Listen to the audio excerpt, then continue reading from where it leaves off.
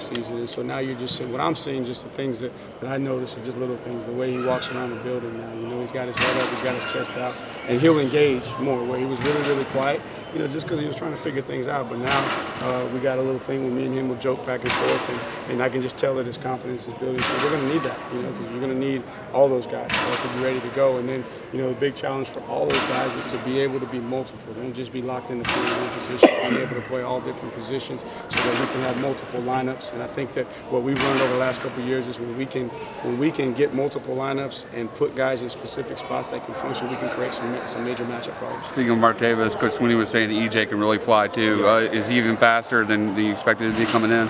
And for me, yes, because as Jeff was handling that, him and Coach Bates were down there, doing the majority of the recruiting. And during camp, you guys may get to see him, but they keep me up on the field with the running backs, and we don't get to see much of the fun stuff. We go over there and do pass blocking, and they all do one-on-ones and stuff. So I didn't have a chance to see him, but other than tape. So it's hard to tell until you see him. But he's very, very fluid, very bendy. He's got that sudden change of direction, very similar to Ross. And like I said, I think he might just be a little bit more, top end faster than Ross. So I'm so excited about him in his future.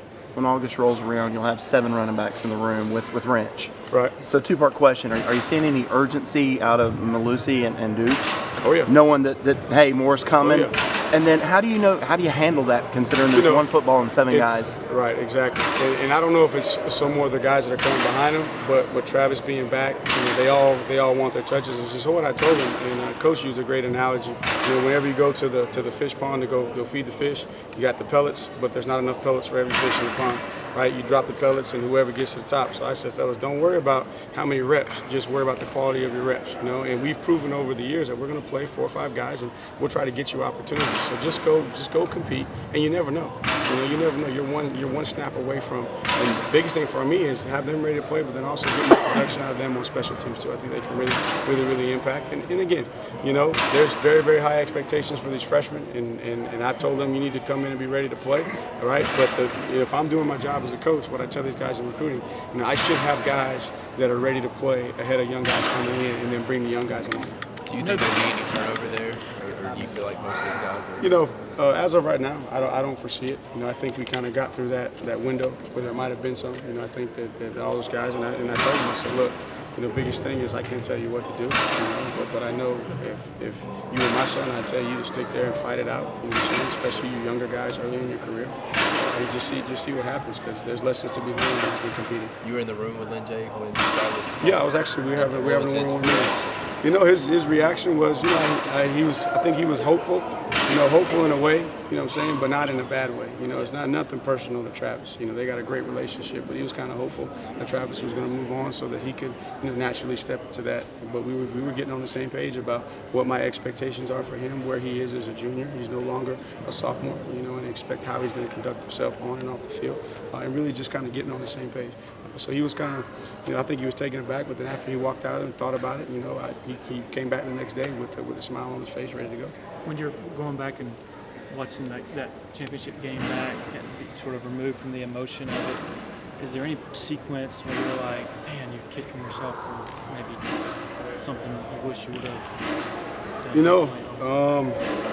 Probably just in the second half, got the ball in Travis's hands a little bit more. Maybe stick with the run game, but they got on fire and they were scoring, and we were trying to score fast, and we were up there, led up 17-7. The biggest thing was not scoring. I think if we scored touchdowns on those early drives, I think that you might have been able to distance yourself to where now they go into panic mode. But when we were kicking field goals and not converting for touchdowns, that's probably the biggest thing there. And then there were a couple of just missed plays. We had a couple third downs that were batted. We had one screenplay.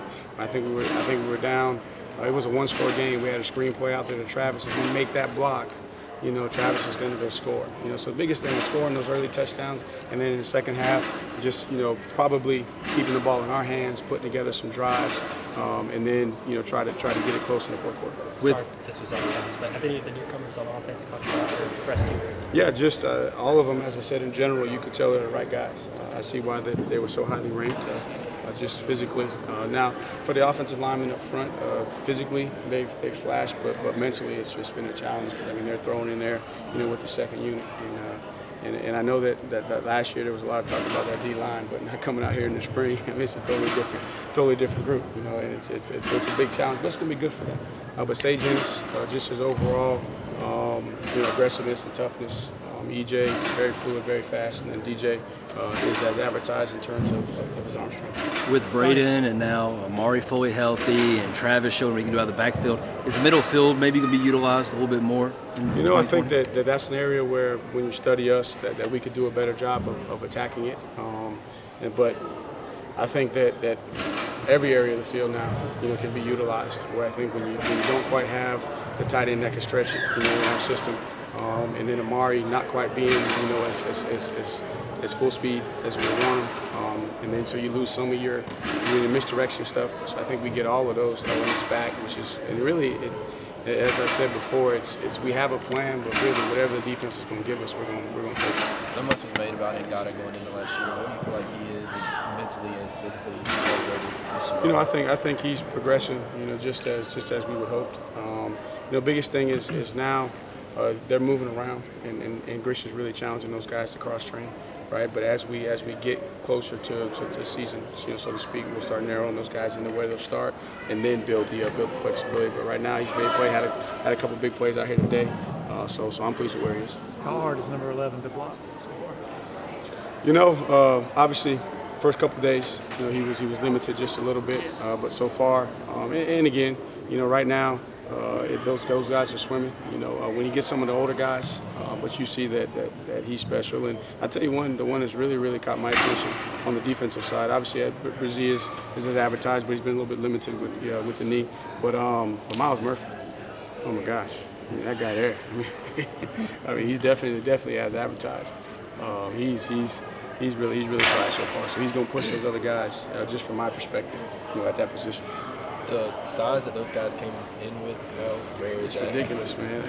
I'm looking at my boys, and if my boys grow that big, I mean, I'm gonna have to work for the rest of my life to feed them. I don't know how their parents would feed them, but I tell you what, I mean, it's just a testament to the progression of the high school game, just with their nutrition, with their weightlifting, and then just and we were talking about with the quarterbacks. I think that, you know, having these guys working with guys outside of their high school. I know the high school coaches may not like it, but if they supplement it the right way, I think that's what's contributing, you know, to the development of these guys, you know, physically and mentally. What is it about Murphy that makes him? Oh man, he's fast, instinctual.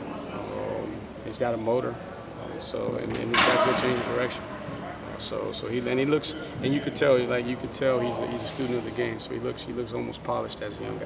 What do you want to say out of DJ and Tyson as they kind of?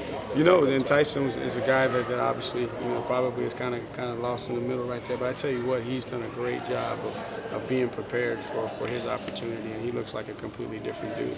And so he's making all the right reads, he's making the throws. He looks like he's in command of the system. So the biggest thing for those guys is just to absorb the installation, right, and go out there and get better every single day and compete.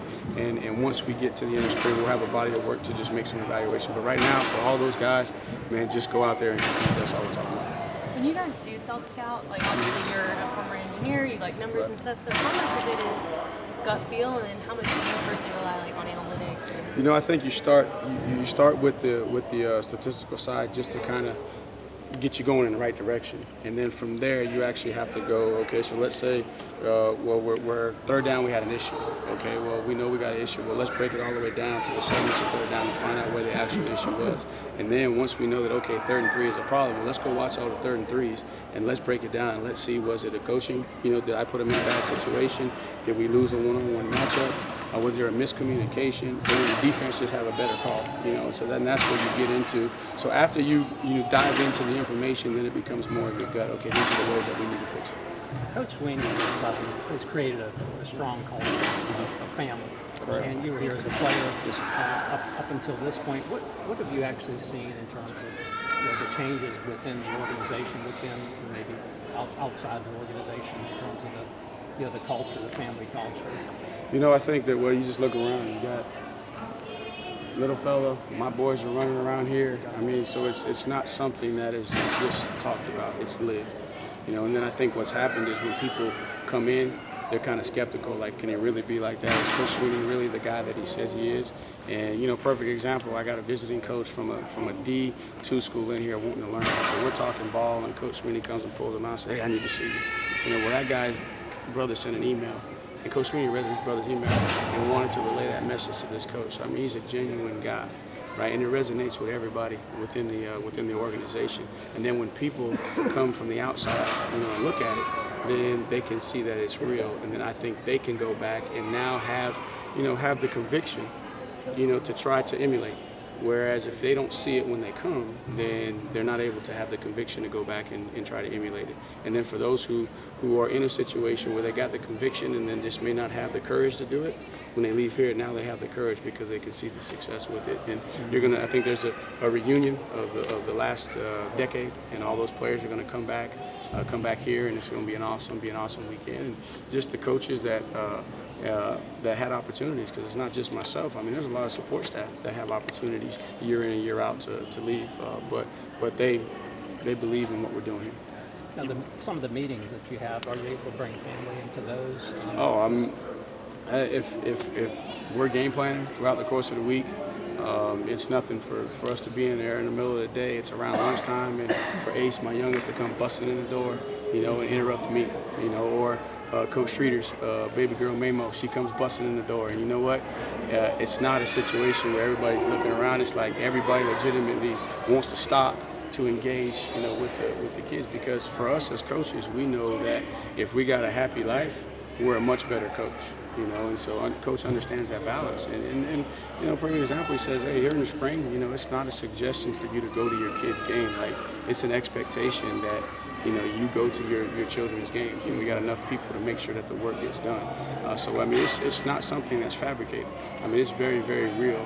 And we believe that's what the secret sauce is. You mentioned Tyson being viewed by some as that, like, man in the middle. Have you seen any increased urgency out of him? Oh, no doubt. I've just seen